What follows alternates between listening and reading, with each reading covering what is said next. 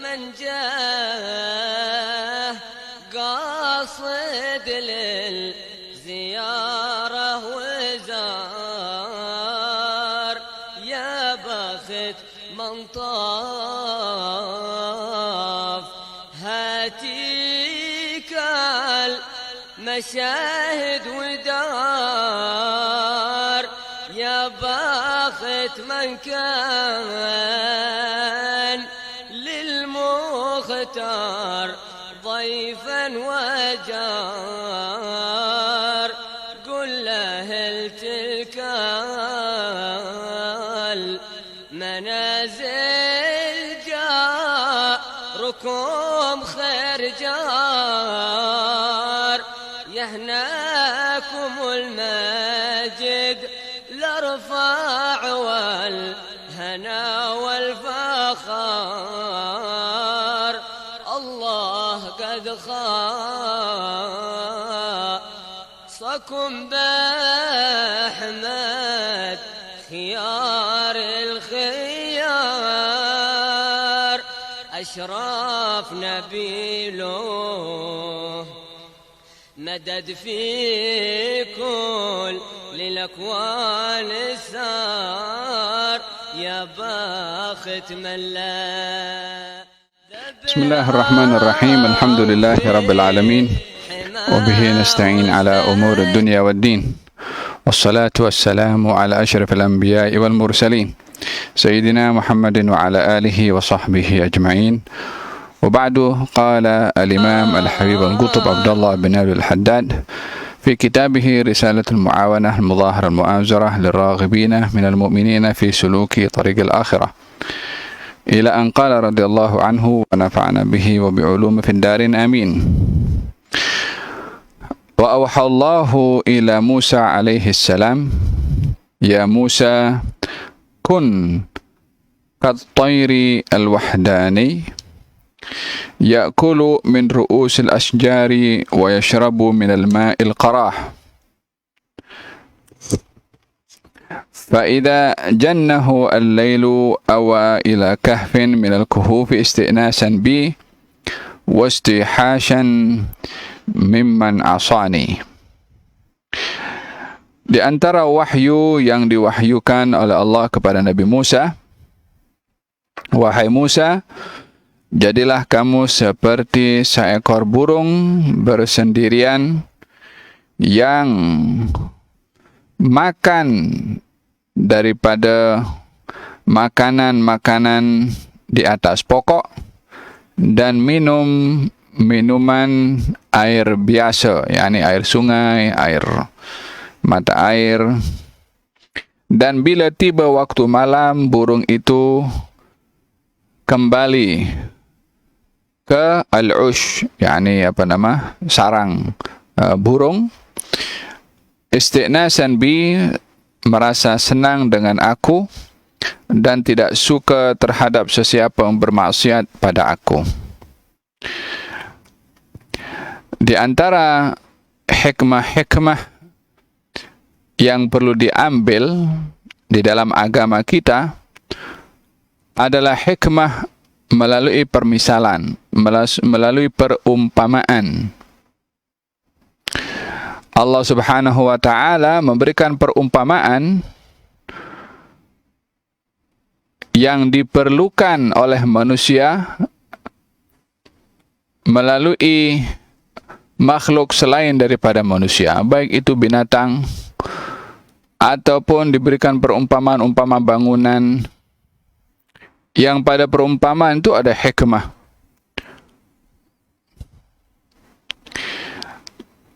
Contohnya di dalam hadis Nabi Muhammad sallallahu alaihi wasallam, beliau bersabda, perumpamaan orang mukmin satu dengan yang lain umpama bangunan yang saling menguatkan satu dengan yang lain. yakni diperumpamakan orang beriman dengan bangunan. Di manakah letak hikmah pada perumpamaan orang beriman dengan bangunan? Kalau bangunan itu kokoh, karena adanya tiang-tiang yang menegakkan seluruh bangunan, maka perumpamaan kokoh dengan adanya saling mendokong pada bangunan itu adalah dapat dilihat atau dapat dipraktiskan pada persaudaraan antara orang beriman, saling mendokong satu dengan yang lain, saling membela satu dengan yang lain, umpama kokohnya bangunan tadi. Nabi terkadang memberikan perumpamaan orang beriman dengan pokok. Kata baginda Rasulullah, perumpamaan kamu ini adalah perumpamaan satu pokok. Ini merujuk kepada pokok korma, yang semuanya ada manfaatnya pada pokok korma. Batangnya ada manfaatnya, daunnya ada manfaatnya, buahnya ada manfaatnya, akarnya ada manfaatnya. Maka Nabi memberikan perumpamaan orang beriman ini mesti mempunyai manfaat kepada orang lain atau kepada dirinya sendiri, umpama pokok korma yang bermanfaat. So, perumpamaan seperti ini ada di dalam Al-Quran dan juga di dalam hadis Nabi Muhammad SAW. Perumpamaan yang Allah berikan di dalam Al-Quran memberikan perumpamaan orang yang bersedekah, umpama pokok yang membuahkan biji yang banyak. Mathalul mu'minina mathalul ladzina yunfiquna fi sabilillahi kamathali habbatin ambatat sab'a sanabila fi kulli sumbulatin mi'atu habbah wallahu yudha'ifu liman yasha. Perumpamaan orang bersedekah ini umpama satu benih yang ditanam menumbuhkan 7 tangkai, pada setiap tangkai ada 100 biji, dan Allah akan melipat gandakan kepada sesiapa yang dikehendaki. Di sini Allah memberikan perumpamaan orang yang bersedekah dengan biji yang membuahkan banyak biji.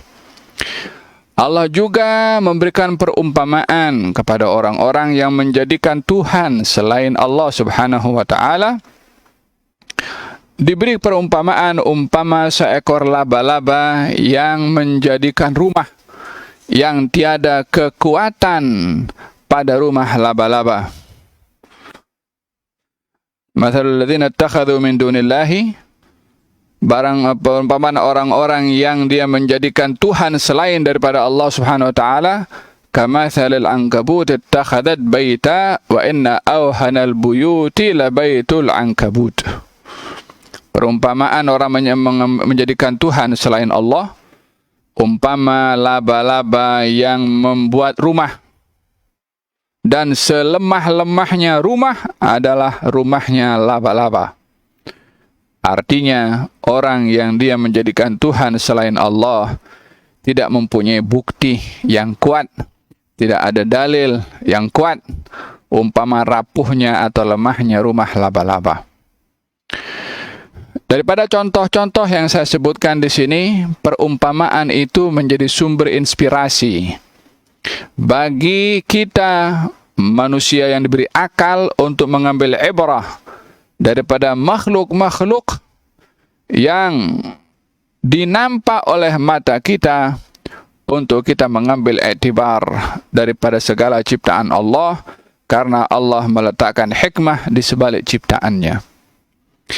Pada kata-kata ini yang diwahyukan oleh Allah kepada Nabi Musa, memerintahkan Nabi Musa untuk menjadi seperti seekor burung. Yang dimaksudkan menjadi seekor burung, satu daripada qanaahnya burung. Ini qanaah itu burung merasa cukup dengan apa yang didapat rezeki dari Allah, walaupun cukup untuk hari ini. Burung tidak menyimpan makanan untuk hari esok, karena apapun yang didapat hari ini daripada makanan, kalau disimpan dari hari esok mungkin boleh jadi busuk. Jadi burung ada sifat qanaah, yang mengambil sifat qanaah daripada burung. Rezeki yang didapat hari ini itulah yang disyukuri oleh burung tadi. Yang kedua, mengambil ibrah, perumpamaan daripada burung ini di dalam tawakal. Yakni burung dapat rezeki hari ini, esok burung akan pergi mencari rezeki sekali lagi. Yakni menyerahkan rezeki hari esok kepada yang maha memberi rezeki. Oleh sebab yang demikian, di dalam hadis Nabi Muhammad sallallahu alaihi wasallam ketika memberikan perumpamaan kepada kepada umatnya, bagaimana mempunyai sifat tawakal seperti seekor burung. Lau tawakkaltum 'ala Allahi haqqa tawakkulihi la razaqakum kama yarzuqut tayr yaghdu khimasan wa yaruhu bitana. Baginda bersabda, perumpamaan yakni dalam bertawakal ini, kalau kamu benar-benar bertawakal kepada Allah, maka Allah pasti akan memberi rezeki kepada kamu seperti Allah memberi rezeki kepada seekor burung. Keluar daripada sangkarnya, daripada rumahnya itu dalam keadaan lapar, kembali di waktu petang dalam keadaan kenyang. Di sini ada beberapa hikmah yang perlu diambil. Yang pertama, burung juga bekerja mencari rezeki. Buktinya, burung keluar untuk mencari. Dengan demikian dapat belajar daripada makhluk yang kecil ini, burung. Hari-hari kita nampak seekor burung terbang ke sana, terbang ke sini. Kadang-kadang kita nampak ada orang yang keluar daripada rumahnya dan memberi makan kepada burung yang bebas, yang terbang ke sana kemari. Itu bahagian daripada usaha burung untuk mencari rezeki. Allah berfirman dalam Al-Quranul Karim, فَإِذَا قُضِيَتِ الصَّلَاةُ فَانْتَشِرُوا فِي الْأَرْضِ وَابْتَغُوا مِنْ فَضْلِ اللَّهِ. Dalam surat Al-Jumu'ah, kalau kamu selesai daripada salat Jumat, maka bertebaranlah kamu di atas muka bumi dan carilah rezeki dari Allah. Perintah mencari rezeki. Walaupun rezeki kita sudah dijamin, tapi perintah mencari tetap dilaksanakan. Burung pun mencari rezeki, burung pun keluar. Apatah lagi manusia. Hikmah yang perlu diambil daripada burung juga tawakal. Meletakkan ketergantungan kepada Allah ketika mencari rezeki.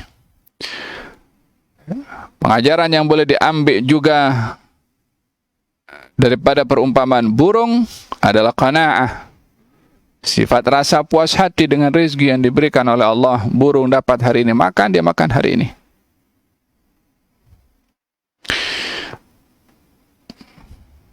Hada yang pertama. Ya Musa, inni alaitu ala nafsi an la utimma limudabbirin anni amalan wa la aqta'anna amala kulli man yu'ammil ghairi wa la aqsamanna dhahra man istanada ila siwaya. Wahai Musa, saya bersumpah demi nama saya,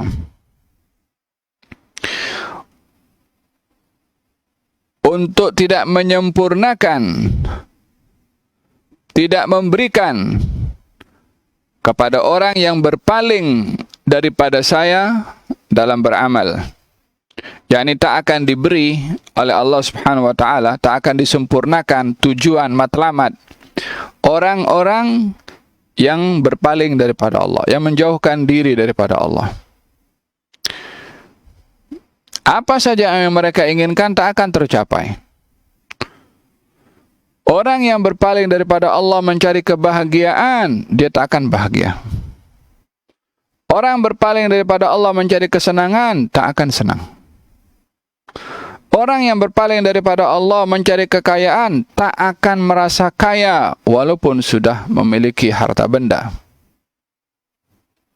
la utimmu limudbirin anni amalan. Saya tak akan sempurnakan, tak akan penuhi orang yang berpaling daripada saya dalam amalnya, tak akan diberikan apa-apa.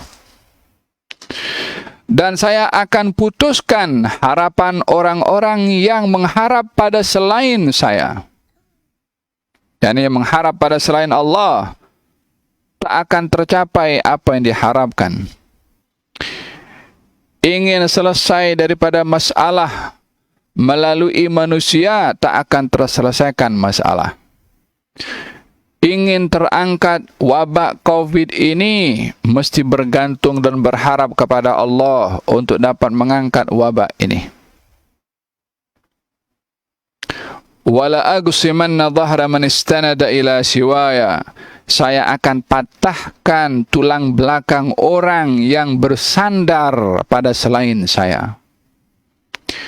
Yani orang yang dia bersandar kepada selain Allah, bergantung pada selain Allah, bergantung kepada jawatan, bergantung kepada kedudukan, bergantung kepada harta, bergantung kepada pengikut, bergantung kepada kelompok, bergantung kepada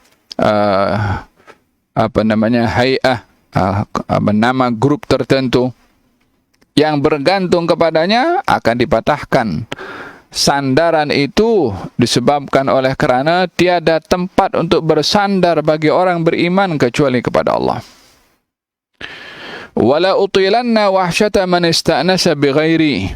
Dan saya akan panjangkan kesedihan orang yang merasa seronok dengan selain aku. Yani orang yang merasa seronok, senang, bahagia dengan selain Allah, akan dipanjangkan kesedihannya. Yani tak akan merasa bahagia, tak akan merasa senang. Wa man a'rada an dzikri fa inna lahu ma'isyatan dhanka wa nahsyuruhu yaumal qiyamati a'ma. Orang yang berpaling daripada mengingati aku beri kepadanya hidup yang sempit.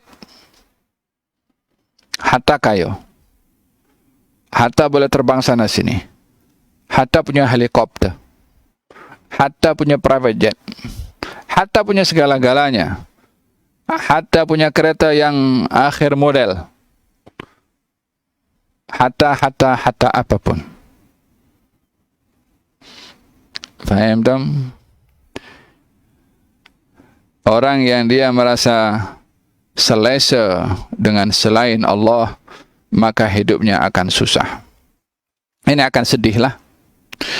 Wala a'ridanna amma uhibbu habiban siwaya wala a'ridanna amman. Saya akan berpaling daripada seseorang ahabba habiban, yang suka kepada seseorang, yang suka kepada selain daripada saya. Yani kalau ada orang merasa cinta lebih kepada selain Allah, maka Allah akan berpaling daripadanya. Oleh sebab yang demikian dalam Al-Quranul Karim Allah berfirman, Qul, katakan wahai Rasulullah Muhammad, in kana aba'ukum, kalau ayah-ayah kamu, anak-anak kamu, saudara-saudara kamu, pasangan-pasangan kamu, keluarga kamu, dan juga harta yang kamu usahakan, kemudian transport yang kamu tunggangi, dan rumah yang kamu diami, perniagaan yang kamu risau akan rugi, kesemua itu kamu lebih dahulukan berbandingkan Allah dan Rasulnya, lebih kamu cintai lebih daripada Allah dan Rasulnya, tunggu kebinasaan dan kehancuran. Diletakkan di sini kecintaan kepada Allah Subhanahu wa taala lebih daripada segala-galanya. Kalau kita cinta kepada Allah mesti taat. Kalau cinta kita kepada Allah mesti istiqamah dalam kebaikan. Kalau kita mengaku cinta kepada Allah, kita tinggalkan maksiat. Maka tak mungkin ada orang mengatakan cinta kepada Allah, maksiatnya kepada Allah lancar. Tak mungkin orang mendakwa cinta kepada Allah, dosanya berterusan. Ta'sil ilaha wa anta tudhiru hubbahu. Adakah kamu mendakwa cinta kepada Allah sementara kamu bermaksiat kepadanya? Sesungguhnya demikian itu adalah tidak mungkin berlaku. In kana hubbuka shadiqan la ata'tahu. Kalau kamu betul cinta kepada Allah, pasti kamu taat. Innal muhibba liman yuhibbu muti'u. Orang itu akan mentaati kepada yang dikasihi atau yang dicintai. Tidak mungkin seseorang mengaku cinta kepada Allah tapi dia maki orang lain, hatta dengan hatinya dia mengumpat orang lain, merendahkan orang lain, dia buruk sangka kepada orang lain. Macam mana sementara mengumpat dilarang oleh Allah, buruk sangka dilarang oleh Allah? Macam mana kita mengaku cinta tetapi kita buat hal-hal yang dilarang oleh Allah Subhanahu wa taala? Tunjukkan rasa cinta kepada Allah dengan taat. Karena cinta bukan sekedar ucapan. Cinta bukan hanya sekedar ungkapan. Cinta bukan hanya sekedar kata-kata. Mesti ada buktinya, mesti ada. Orang yang mendakwa dirinya, saya ini adalah pandai. Mana buktinya? Tunjuk sijil, tunjuk result. Saya dokter, tunjuk buktinya. Apa buktinya kalau dia dokter? Saya cinta Allah, apa buktinya? Faham dong? Qal ya Musa inna li ibadan inna jawni asghaitu ilaihim. Wahai Musa, aku menciptakan hamba-hamba yang kalau dia berdoa kepada aku dengar doa mereka. Wa inna dawni aqbaltu alaihim. Kalau hamba itu panggil aku datang pada mereka. Wa in aqbalu alayya adnaituhum. Kalau mereka datang mendekat pada aku dekatkan mereka pada aku. Wa in danaw minni qarrabtuhum. Kalau mereka sudah dekat dengan aku dekati mereka. Wa in taqarrabu minni iktanaftuhum. Kalau dia masih lagi terus mendekatkan diri kepada aku rangkul ia, aku ambil ia, aku pelawa ia. Wa in walawni walaituhum. Kalau mereka bela aku bela mereka. Wa in safawni safaituhum. Kalau mereka bermuamalah bersih suci dengan aku sikapi mereka dengan kesucian dan kebersihan. Wa in amilu li jazaituhum. Kalau mereka berbuat amal kebaikan ikhlas karena aku beri pahala pada mereka. Ana mudabbir umurihim. Aku akan tadbir, akan urus mereka itu semua. Wasa'is qulubihim wa ahwalihim. Dan aku susun hati mereka dan keadaan mereka. Lam aj'al liqulubihim rahatan illa fi dzikri. Aku tak jadikan untuk mereka rasa selesa melainkan ketika berzikir pada aku. Fahuwa li asqamihim shifa.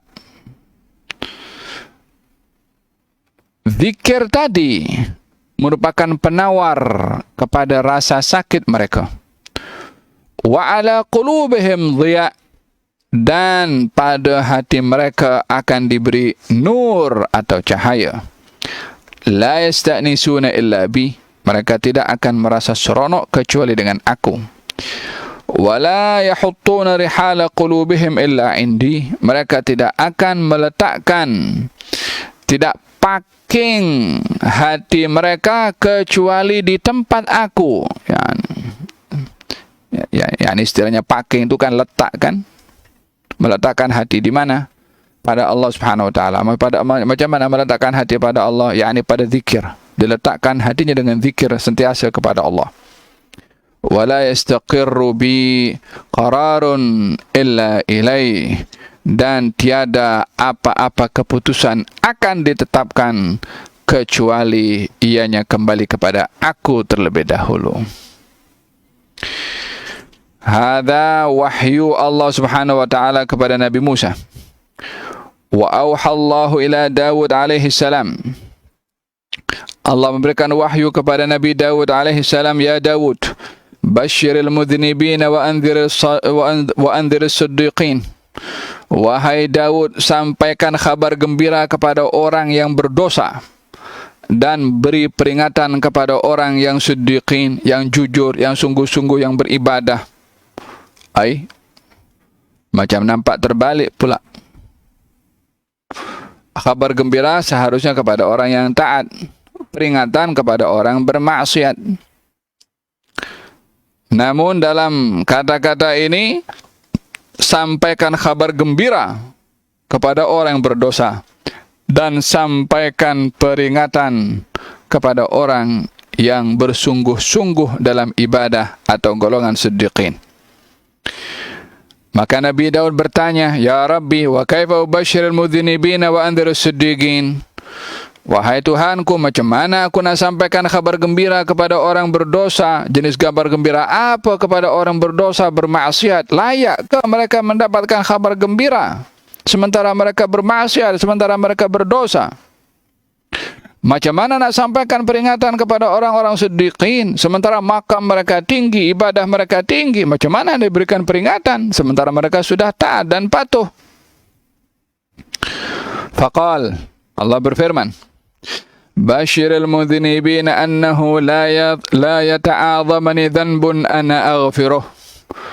Wahai Daud, sampaikan kabar gembira kepada orang-orang yang berdosa bahwasanya jangan sekali-kali melihat besarnya dosa yang aku boleh ampunkan. Yakni jangan sampai orang yang berdosa itu putus asa kalau dosanya tidak diampunkan. Jangan begitu. Sampaikan kabar gembira kepada orang yang berdosa kalau apapun dosa mereka, Allah akan mengampunkan. Supaya orang-orang berdosa tidak putus asa. Ini menunjukkan bagaimana besarnya rahmat Allah Subhanahu wa taala kepada orang-orang yang berdosa. La ilaha illallah. Qala Imam Syafi'i dalam bait syairnya, "Falamma qasa qalbi wa dhaqat madhahibi, ja'altu ar-raja minni li'afwika sullama. Ta'azamani dhanbi falamma qarantuhu bi'afwika rabbi kana afwaka a'zama." Katanya, ketika jalan aku ini sudah mulai sempit, maka aku jadikan pintu harapan sebagai laluan. Falamma qasa qalbi wa dhaqat madhahibi ja'altu ar-raja minni li'afwika sullama. Aku hanya ada harapan, ya Allah, yang aku jadikan laluan menuju kepada Engkau untuk aku memohon maaf. Imam Syafi'i pun melihat, katanya, ta'azamani dhanbi. Dosa aku ini banyak, ya Allah. Dosa aku ini besar, ya Allah. Kita pun tak tahu apa maksudnya Imam Syafi'i. Dosanya besar menurut Imam Syafi'i itu apa? Ya, alim orang alim, wara orang wara. Ambil duit orang tidak, rasuah tidak. Ambil jawatan secara tidak benar tidak juga. Hari-hari tugasannya mengajar, menyampaikan ilmu, hingga hari ini pun dikaji ilmunya. Ibadahnya luar biasa. Malamnya diisi dengan qiyamul lail, siangnya diisi mencari ilmu dan mengajar, belum lagi puasanya. Faham tuh? Masanya habis untuk ilmu dan mengajar. Imam Syafi'i. Masa itu handset tak ada, internet tak ada, wifi pun tak ada, panggung wayang tak ada. Nak kata hal-hal yang mungkar-mungkar yang lain tu tak masuk dalam senarai Imam Syafi'i. Tapi masih dia mengatakan dosa aku ini besar, banyak. Nah, kalau dosa Imam Syafi'i besar, menurut Imam Syafi'i itu, agaknya kalau dibandingkan dengan dosa kita, macam mana itu? Kita punya handset, iya. Wifi, tak ada wifi kita bising. Paham tuh? Wifi lambat sikit, slow, weak dia punya line pun bising. Masuk dalam kita punya Facebook, macam-macam. yang ditengok. Maksiat hari-hari. Belum lagi dosa di lidah, dosa telinga, dosa mata. Ya Allah, alangkah malunya kita dengan Allah kalau kita menghitung dosa-dosa yang kita lakukan setiap hari. Hatta dalam keadaan lockdown, hatta dalam keadaan di rumah, tak keluar rumah pun juga, dosa juga masih berjalan. La ilaha illallah. Ini kalau bukan rahmat Allah subhanahu wa ta'ala, tak tahu apa nak jadi pada pandangan kita yang hari-hari digunakan untuk bermaksiat. Kalau bukan rahmat Allah subhanahu wa ta'ala, tak tahu apa nak jadi dengan pendengaran telinga kita yang hari-hari digunakan, yang kadang-kadang digunakan untuk maksiat. Faham tak? Kita kena kerap bertaubat, insaf, muhasabah, perbaiki diri, perbetulkan diri, perelokkan sikap, jadikan hari demi hari lebih baik daripada sebelumnya. Ingat kalau kita ada waktu untuk berjumpa dengan Allah. Ingat kita ada soal jawab dengan Allah. Ingat kita akan ditanya oleh Allah. Wa anziru siddiqin alla ya'jabu bi'amalihim fa inni la adha'u adli wa la hisabi ala ahadin illa halak. Sampaikan peringatan kepada orang-orang siddiqin, orang-orang yang banyak beribadah, jangan sekali-kali takjub, bangga diri dengan amal mereka. Kerana aku bila meletakkan sifat adil aku dalam menghisap, maka tiada sesiapa yang dihisap oleh aku melainkan akan binasa. Walaupun banyak beramal jangan sombong, walaupun banyak beramal jangan takabur, walaupun banyak dalam beramal jangan tunjuk-tunjuk. Karena amal kita dibandingkan dengan apa yang Allah beri tak cukup sedikit pun daripada besarnya pemberian Allah subhanahu wa ta'ala. Amal kita tak ada apa.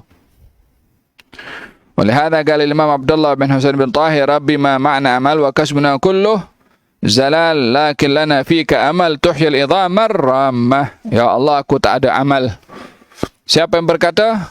Al-Imam Abdullah bin Husain bin Tahir. Dia kata tak ada amal. Dalam biografi sejarah kehidupannya, hari-hari 25 ribu kah? La ilaha illallah 25 ribu, subhanallah. Takbirnya Allahu Akbar 25 ribu, salawatnya 25 ribu. Hari-hari macam tu. Itu pun dia kata tak ada amal. Macam mana kita dengan wirid kita ba'dal fajar, wirid kita ba'dal zuhur, wirid kita ba'dal asar? Siapa yang hari ini baca wirdul Hizbul Imam Asy-Syadzili dan juga surat Waqiah? Siapa yang pagi tadi solat berjamaah dan baca wirdul Latif dan juga wirdul Syukran, wirdul Syekh Abu Bakar bin Salim? Siapa pagi tadi yang baca surat Yasin? Siapa yang zuhur tadi baca Hizbun Nasr Imam Al-Haddad? Siapa di antara kita yang selepas salat masih duduk berzikir, tasbih, tahmid 33 kali, doa kepada Allah, istighfar kepada Allah? Wa illa semuanya diletakkan di madrasah. Wassalamualaikum. La, tak boleh seperti itu. Kita kena konsisten di mana saja kita berada. Komitmen dengan diri kita. Jangan berikan komitmen itu kepada madrasah yang hanya dilakukan di madrasah sahaja. Lakukan di luar madrasah juga. Kita ini belajar bukan kekal di madrasah. Kita belajar untuk mengisi supaya kita dapat memainkan peranan di luar. Faham tak? Moga-moga Allah Subhanahu wa taala anugerahkan kepada kita kamalul istiqamah di dalam berzikir, dalam berwirid, di dalam salat berjamaah, di dalam menjaga kebiasaan baik yang biasa kita lakukan, dan moga-moga Allah Subhanahu wa taala selamatkan kita daripada ta'ajub, daripada riya, dan moga-moga Allah Subhanahu wa taala anugerahkan kepada kita manisnya munajat kepada Allah Subhanahu wa taala, dan moga-moga Allah jauhkan kita daripada maksiat, daripada dosa yang kecil apatah lagi yang besar, dan moga-moga Allah Subhanahu wa taala tidak ambil daripada kita nikmat yang sudah diberi sementara kita terkadang tergelincir bermaksiat dengan nikmatnya Allah. Mudah-mudahan Allah tak ambil nikmat tersebut, bahkan Allah berikan kesedaran kepada kita dan hidayah untuk kita bertaubat dan menggunakan nikmat sesuai dengan yang dimahukan dan dikehendaki oleh Allah Subhanahu wa taala. Amin Allahumma amin. Al-Fatihah. Rasulullah wa ahli bait ashabi dzarrat matan sallallahu alaihi wasallam. Salam Abdullah bin Haddad ila hadrat Nabi Muhammad sallallahu alaihi wasallam. Al-Fatihah. Bismillahirrahmanirrahim. Alhamdulillah. الرحمن الرحيم مالك يوم الدين إياك نعبد وإياك نستعين اهدنا الصراط المستقيم صراط الذين أنعمت عليهم غير المغضوب عليهم ولا الضالين آمين. اللهم صل وسلم على سيدنا محمد وعلى آل سيدنا محمد وعلينا إنك تبارك صلى الله على سيدنا محمد وعلى آله وسلم. الحمد لله رب العالمين. تقبل الله منكم. منزل به الأونس كله الصفا والمسار طنا بخيامه